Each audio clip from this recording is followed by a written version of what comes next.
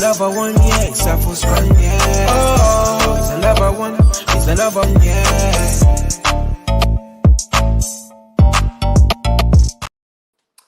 Good evening. Welcome to iBoxingHub. I go by the name of BNG, featuring yours truly, Trey. What's good? Well, good, cuz. What you saying? How's the weekend been for you? Weekend's been alright. Can't complain. It's been alright. Not too bad. And yourself? Cuz it's been a hectic weekend, but I'm just excited, that we could just come on, talk boxing. We've obviously had a big event yesterday, which we're obviously gonna, discuss. You could see the background. We're ready to discuss, obviously, the great event yesterday. But before we obviously go live, just wanted to shout out the viewers. Thank you so much for your support. We obviously do this content to give you guys a voice, but also at the same time, we want to give you access into the boxing world through the content we bring. So big up the family, big up everyone that's involved in the channel, and also big up to our partners, D-Rock as well. They're our clothing partner for the channel. So if you want to support the movement, if you want to support what they're doing, all you need to do is go to their website. If there's anything that you fancy, just put in the code iBoxingHub24 and you will get 40% off anything on the website. So I think that's great, cuz. But let's get down to the event, cuz. What is your views? What's your overall views? Just before we talk about the main event, I wanted to ask you a question. What is going on between Ryan Garcia and Oscar De La Hoya? No, that's obviously a good question. There's clearly been issues in terms of how Oscar De La Hoya has managed Garcia, I would say. You would argue that he's not had more of a sort of involvement in his career, which he expected up to this point. Because if you look at another boxing manager, for example, you look at Bill Haney, what he's done for his son, Devin, he's had a tremendous year, especially last year. He's been able to, defend undisputed twice, I believe. And he also, moved up in weight division, full progress, and, became a two-weight champion. So I'm excited. And look, big up to Tony Ellis. Thank you so much for getting involved in the discussions. Tony Ellis is obviously saying Garcia backed out of the Haney fight to fight Rowley and isn't fighting him now. So it's a bit of a strange one what's happened with Garcia and Rowley. Not too sure why that didn't happen. Aisha as well, big up. He's obviously saying, no, Aisha's obviously saying Ryan should leave Golden Boy. I definitely agree with you, Aisha. And big up to Aisha. If you haven't actually seen her interview with Eddie Hearn, she actually has her show coming up also on Monday, Green Diamond Boxing. So guys, make sure you're tuned in to the show. Cuz, what's your thoughts about Garcia maybe leaving Golden Boy? I think that will possibly open the doors for him. Why not become a free agent? Oh, well. He's apparently, I don't know how true it is. He's got a long-term contract with Golden Boy, but I believe if he wants to opt out, then he has to buy himself out of the contract. But at the same time, I feel that last year, 2023 in April, that's when he fought Gervonta Davis, right? That was a good fight. Fair enough, he didn't get the win. But for him to get an opportunity for a world title shot, a legitimate one, he should fight Haney. I don't get why. I mean, him fighting Romero, the money ain't there. Don't get me wrong, he's getting paid regardless, but Haney, that'd be a bigger fight. Both campaigning at 140. So I just don't understand. Either, his management doesn't want him to fight Haney, or I don't know. It just doesn't make sense. It doesn't make sense at all. And I mean, okay, if he fights Romero, so who's next? Is he going to fight Haney, or is he going to fight Lopez or Matias? Okay, well, we say Matias is the boogeyman, but we just don't know yet. I mean, I don't want to be disrespectful to him at all, but I mean, has he beaten credible opponents in that division? You know what? I'm gonna defend Matias here. I'm not even gonna lie to you, cause so he's a IBF world champion at 140.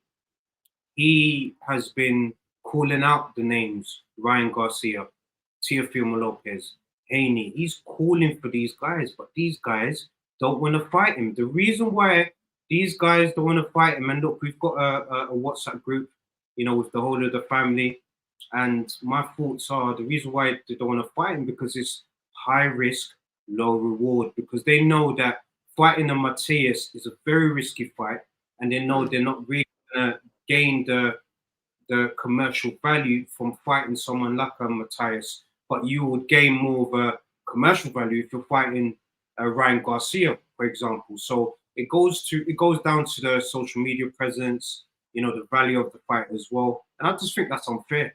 Like Matthias's style, I would kind of describe it to be as similar to like a Benavidez coming forward.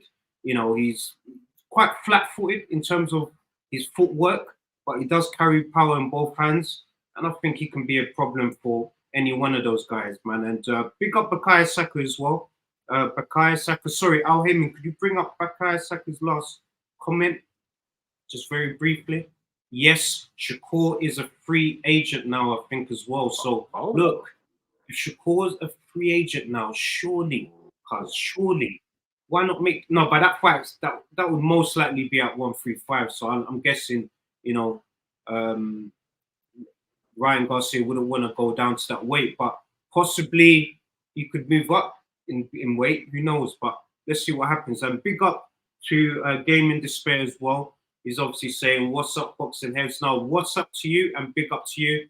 And Kai Saka, thank you so much for getting involved in the discussions. Is saying fighting Romero, he had a better chance of winning a belt. Exactly. Don't understand. But Lucy's confirming here. Big up to Lucy. Lucy is saying that I think Shakur is a free later this year, so he would be a free agent later this year.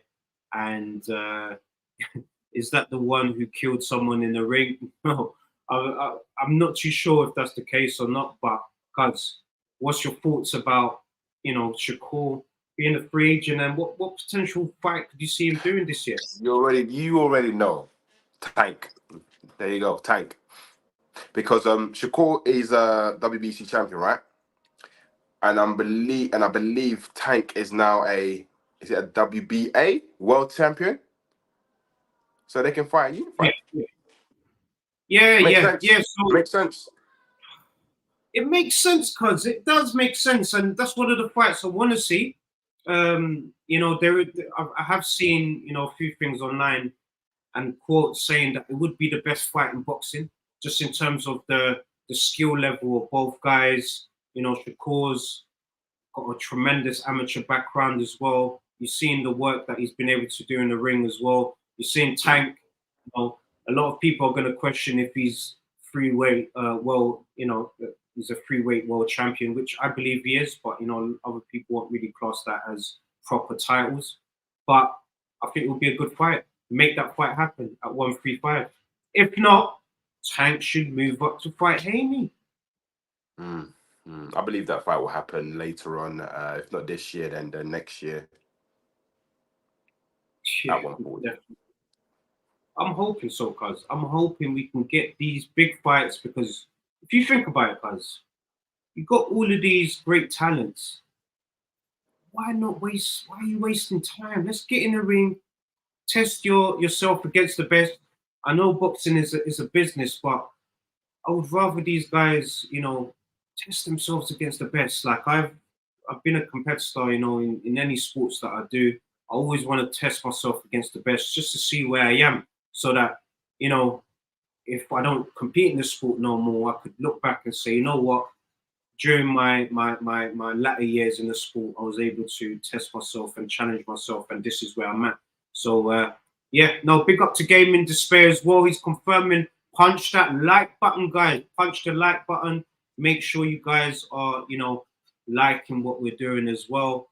And Tony Ellis is saying Maxim Dashdev obviously died from fighting Matthias. So thank you, Tony Ellis, for confirming, and also thank you for confirming Lucy as well. It just shows you that Matthias carries a lot of power, man. So you can understand why a lot of people don't want to fight him, man. But cuz let's get down to business. You know that special word, let's get down to business. It's the main event, of course. Before we kind of get into the main event, the undercards, of course, how did you find the overall production of the show? Did you think that the fights were well matched in terms of, opponents? What did you think of the production? Yes, I think overall it was decent because remember, it was a non-pay-per-view. So I think it was really good. It was really good. Do you reckon it delivered in terms of expectations for us fans? Whoa. I would say yes, it did. It did. I mean, don't get me wrong, I didn't watch every fight. I watched a few fights, and I think it was all right. Like I said, value for money. It wasn't pay-per-view. If it was pay-per-view, then I would probably be cussing by now. But no, I enjoyed it. I mean, I really enjoyed the main event. But yeah, I enjoyed it. What about you yourself? Yeah, no, I echo your thoughts. I think the overall event was good. Well matched cards. Throughout. We obviously saw a few champions being crowned, of course. Guys, get involved in the discussions other than the main event. What fights do you like? Like, let's get involved in the discussions. Obviously, big up to Kahinde. He's obviously laughing. I'm not sure what he's laughing at, but let us know what the joke is so we can share it. And yeah, cuz it was a good event. Can't even lie. Good event, good energy, good vibes. And cuz let's get down to the main event. I can't even lie to you. Let's get down to the main event. Ooh, so Lucy's obviously saying not bad for the low price of $3.99. It's true. We can't complain. Look, we can't complain, Lucy. We're getting fights, we're getting big events, and arguably, I'm not gonna lie, the main event was a fight of the year contender. I'm not even gonna lie to you, man. But us, Jonas versus Mikaela. Miss GB obviously had her homecoming, defended her world title, against the American, who, she obviously lost to Baumgartner here before. So she's obviously come back and had that, big fight with Jonas. And unfortunately, she's obviously lost the fight. But cuz, what's your overall views about the outcome, the fight itself? My honest opinion, right? I watched it again today. I had to mute the volume. And if I'm honest with you guys, this is just me being honest. I think it was a draw. I honestly think it was a draw. I think it was a competitive fight. Jonas did what she had to do. I feel that Maya, she was more aggressive, but I feel that some of her shots didn't connect with Jonas. And I think overall, if they were to run it back, I believe the outcome would be different. But my honest personal opinion, I think it was a draw. I think it was a close fight. I know a lot of some people are shouting robbery. She should have won the fight. But I would say to everyone, watch it again, mute the volume, watch it again, and then score it yourself. And I got a draw. Oh, no, that's a good call. And Kahinde is obviously saying, not pay-per-view was the right call, and the controversy has been interesting. Look, the fight itself obviously had many elements to it. I definitely feel that both fighters were warriors. Lucy's obviously saying Maya's last 4 fights have been in the UK, so look, she's been building up the fan base here. In terms of the actual outcome, it's arguable, it's debatable, of course. I think, Miss GB fought tremendously. She started off fast off the blocks. I would definitely have given her the first 3 rounds for sure. Maybe you can argue Mikaela Maya needed those first 3 rounds to kind of adjust moving up in weight as well. Remember, she obviously is moving up in weight, so she's never fought at that weight before. So I could imagine as a fighter, if you're moving up in weight and you're fighting at that weight for the first time, it must have felt like having ankle weights and those weights on your arms and stuff like that. I think it took a little bit to adjust maybe, but then in the middle rounds, I would say that's where Maya gained momentum. She was landing good shots and it was quite scrappy. And then the ending was when it got a bit tight because it ended up being a scrappy fight. But you could argue Mayer could have edged it, but then at the same time, I could understand why the judges have obviously given the decision to Miss GB. But regardless, I would say both fighters fought like warriors. This is definitely a fight of the year contender as well. And they actually whispered it during the sort of run up to the fight that this was going to be Hagler Hearns-esque. I know people are saying you shouldn't really compare fighters and generations, but I think when they say this, it's sort of just in code, just saying to the people that this fight's going to be a scrap. And it ended up being a scrap. And look, Lucy's obviously saying here, I had Mayer 6'4", can't call a robbery though. I think that word is overused. Look, I think so too. That's why as well, and also big up Game in Despair. Mayer did throw 200 punches more, and it shows activity. Mayer still landed more punches, and it showed on Jonas's fight as well, face. Yep, so I 100% agree. Because this is why Sky Sports, if Sky Sports is ever watching this, please, after the fight, put the punch stats up for us. Because we also need to see what's going on in terms of who's landed the most punches. Because it was too much of a not sure if this person landed shots or not. We have to sort of go back and watch the fights, and the judges don't have the luxury of going back and watching a fight. They have to get it on the emotion of being there live. And you can understand why sometimes the calls are not going fighters' ways, etc., man. But because I just wanted to throw this point out there. If this fight was possibly done not 2 minutes every round, but 3 minutes every round, do you think that could have possibly changed the outcome of the fight? Most definitely, yeah, most definitely. An extra minute would make a big change. My understanding, Mayer wanted a 3-minute round, but Jonas, she said she wanted more money. But if they were to have a rematch, I'm assuming it's gonna still be a 2-minute round. Yeah, it would be a 2-minute round still, but look, I love Miss GB and I respect where she's coming from, and look, I know she's taking that stand, to earn the value, the money that she deserves. So if this is proposed to her, pay the girl what she wants, pay the woman what she wants. Like these guys are these two warriors, they're risking their lives being in the ring and they're giving us that entertainment. So surely if there's an extra minute added to the rounds, pay the women what they deserve. Pay them what they deserve. The sport, needs to generate more money, and these fighters need to be, treated better as well. So if that is the case, and money is the issue, give these guys the money, or maybe have these fights Saudi Arabia. What do you think, Cuz? Would a rematch like this in Saudi Arabia might make sense? But will they be invested? I mean, I don't know. But that's the thing. Will they have a rematch? Don't get me wrong. I know they both said like, yeah, they're open to have a rematch. But do you think they're gonna have a rematch? And if they do have a rematch, do you think the outcome will be the same? That's a good question, Cuz. First answer to your question, I don't think a rematch will happen. I think Natasha Jonas is probably going to look to have a fight with maybe Katie Taylor. You've got these fights maybe with Amanda Serrano, possibly, last few fights before she retires. Guys get involved. If Mikaela Mayer is not the next fight, who do you want to see Natasha Jonas fight? Who do you want to see Miss GB? I don't think it'll be Katie Taylor. They fought already. Katie Taylor beat her. Yeah, sure. Amanda. Wouldn't she revenge, Cuz? Before you retire, would you want revenge?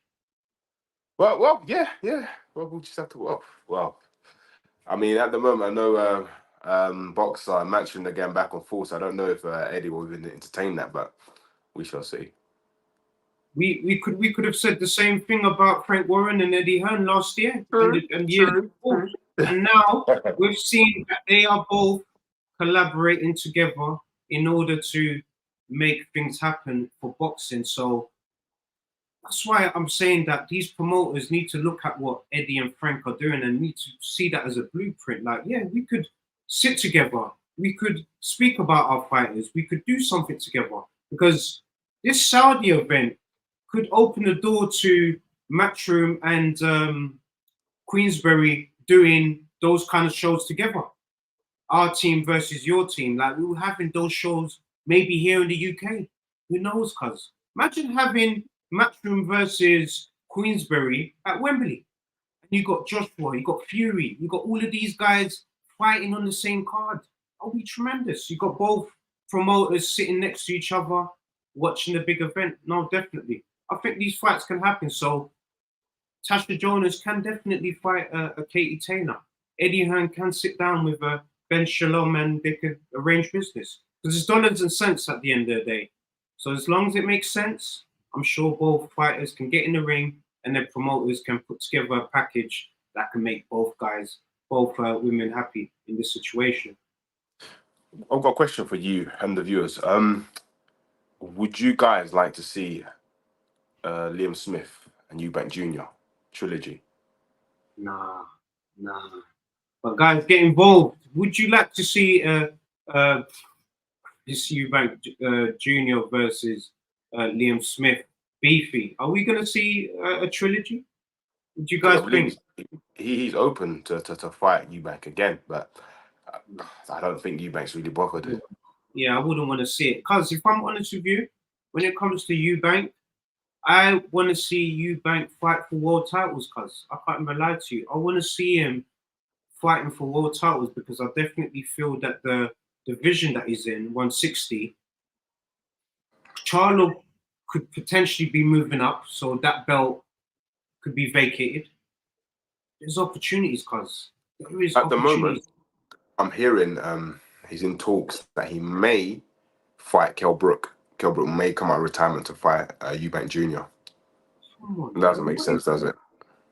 Like, I just don't understand this. Like, who's really advising these people, cuz? Like, honestly, I'm not saying it. I'm not saying it in a way where I don't want to mess up people's hustle and the business, of course. But as fans, I wouldn't want to see the special one, come back. Like I like the fact that he's done his career. I love it. If it's an exhibition, against another fighter who's in that same sort of level, yeah. But in terms of Chris Eubank Jr., I want to see him fight the best. I want to see him fight for world titles. I want to see him get into legacy fights, which we saw from these two yesterday. Cause like, let's be real. Chris Eubank Jr. needs to be in these kind of fights, man, for world titles. Cause let's not entertain Kell Brook or this fantasy fight with Conor Benn as well. I don't want to see that. I want to see him fighting for world titles. But you just said sorry, you just said it's a fantasy fight between Chris Eubank Jr. and Conor Benn. Yeah, that's a fantasy fight, cuz. Okay. That is. Let's be real. Oh, look, even Aisha's obviously getting involved in discussions. She's saying that Johnny Nelson said that Kell Brook won't come out of retirement. Yeah, just leave him. Let him be retired, man. And Gaming Despair said, I didn't know that. Look, I personally wouldn't want to see that, cuz I like, Kell Brook's one of my favorite fighters. Growing up, like the energy that he's brought, and that final fight with Amir Khan, that is the perfect way to end your career. I wouldn't want him to come back after ending it in that way. So, yeah, that is just my thoughts on that. Anyway, would you want him to fight? Kell Brook? No. It's just unfair. Look, Kell Brook, he's been out of the ring for 2 years now, and it just doesn't make sense. I understand, there's money in there, but it just doesn't make sense at all. It's just the same way, off topic a little bit, but it's just like Adrian Broner's calling out Haney, and it's like, look, Adrian, you haven't been active enough. You have not been active enough to fight Haney. I understand, he's the world champion, etc. But what have you done to get a title shot, to deserve a title shot, should I say? Yeah, no, I definitely agree with you. And big up to Lucy as well, getting involved in the discussions as always, loving your energy. she's obviously saying, I don't want to see Eubank Smith. There's a midweight champion with 2 belts. No one knows him, but that's the guy Eubank should fight. Yes, sir. Yes, Lucy, thank you so much for getting involved. And Gaming Despair is actually saying, I wouldn't mind Eubank versus Ben, but it needs to be at 160 and clean. I don't want to. I don't want to find out Ben is pregnant again. Nah, you know what? I think that situation hopefully deals with itself. I don't know. For me, I can't lie, cuz I just think that Eubank Jr.'s gonna still be too big for Ben at 160. We kind of saw what happens when a Charlo moves up and fights Canelo. His punches didn't really look like it was doing anything to Canelo. Canelo's kind of, rolling the punches and he was doing anything he could really. So, I wouldn't want to see that fight. I want to see Eubank fight for world titles. There's a champion that's out there. Oh, Lucy's also asking, can Ben fight in the UK now? I don't At the moment, so. no. And no, not yet. Oh, he hasn't got his license yet. No, he can fight abroad, but not in the UK yet. No, I believe he's got a fight coming up in Feb, no? Yeah, but it's in America. He's in America now. Yeah, makes sense. And that fight's at 147, yeah? Do you know what? I haven't really been following. I think it might be a 154. I'm not too sure. 147, 155. I'm not too sure. 147. Guys, confirm with us, Conor Ben. I know he's obviously fighting next month in America. If you guys can get involved, who is his opponent? Is it at 147? Is it at 154? Let us know. But from my understanding, I believe that fight is happening at 147. He's fighting in Vegas in a couple of weeks against Peter Dobson. Yes, that's the name. Thank you so much, Lucy. Peter Dobson, I believe. He's an undefeated fighter, so it should be an interesting sort of tune-up fight for him. But since we're on the subject of Conor Ben, just very briefly, who should he fight next if he wins this fight? Do you know, I said it before, but everyone was screaming at me. Boots Ennis. Boots, because think about it. Boots Ennis is currently the IBF champion, right? I'm not too sure what's going on with Crawford because I'm hearing Crawford may move up and challenge Tim Tszyu. So that means then he has to vacate the belts, or unless he wants to fight Boots and win his title back again, it's up to him. But I believe, like, look, Conor Ben, he says he wants to fight the best. He believes he's the best in the division. And why not just give him a Boots Ennis? No, you know what? Because that's a very good point. But let me throw a little bit of a twister, since you've obviously added Terence Crawford potentially moving up. Let's say Crawford moves up, fights Tim Tszyu, and the scenario is he vacates the belts. I think Conor Ben should go on a route, get one of the belts, then at the end of the year or early next year, do a unification with Boots if Boots is still, the IBF champion, because it would make the fight more juicy, I would say. If 2 titles on the line, makes it more important, and also it gives Boots a reason not to back down from a fight from Conor Ben, because at the minute, Conor Ben doesn't sort of bring anything to the table in terms of a reason why Boots Ennis should fight him, if that kind of makes sense. But if I'm honest with you, I think Conor Ben fighting Boots Ennis, I believe that'll be pay-per-view in America. I think it would do decent numbers on DAZN. That's just my personal opinion. What on DAZN you think? You think it would do numbers? I don't know if Ben's got a bit of a. He hasn't really got a big name like that for him to. He's got a big fan base here in the UK, whereas Boots Ennis, I'm assuming he's got a decent fan base there in America as well, and people will tune in. Different styles, and them two. Just imagine the press conference they'll be going off. You know what? In a way, you're right, but then in a way, I'm just thinking about it now.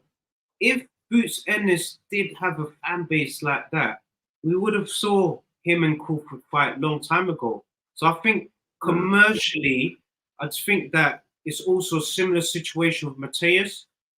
Boots is a talented fighter, special fighter, but I think it's high risk, low reward at the moment. So that's why I think that.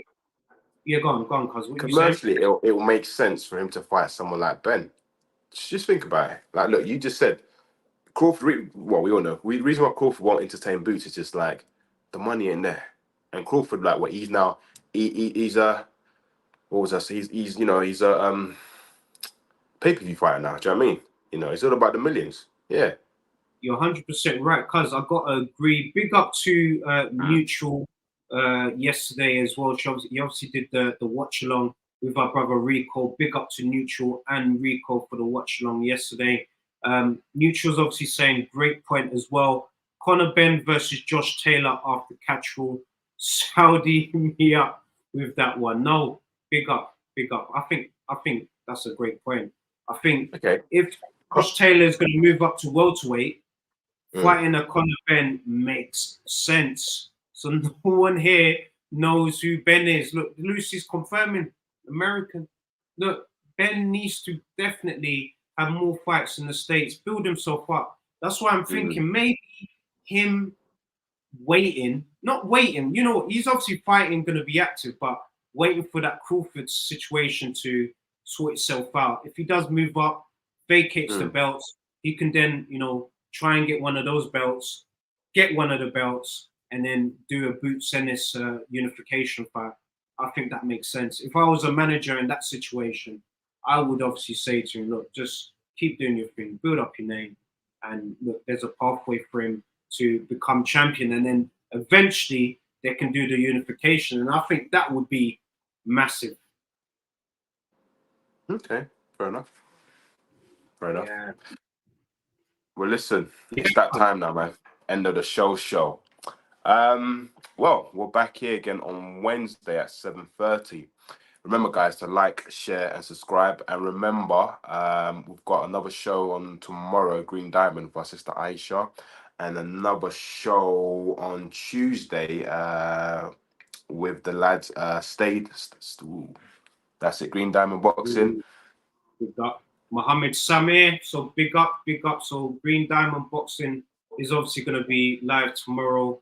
And the show that's going to be on Tuesday will be Stay Weighed In show featuring Abbas and Ray. So, guys, the content's obviously going to come out on the Tuesday. And, because we're back on Wednesday. Thursday, we've got RnR Hour. Friday, we will soon be launching a show on Friday. So that's going to be in and around the sort of influencer boxing / the Misfits boxing. So big up to our co-host Abbas. He obviously does the Stay Weighed In shows. He was at the Misfits event yesterday. So I think he would explain in more detail on Tuesday on his show. But cuz, to leave it back to yourself to wrap up the show. But thank you to the community, of course. Have a lovely, productive week. Peace and love.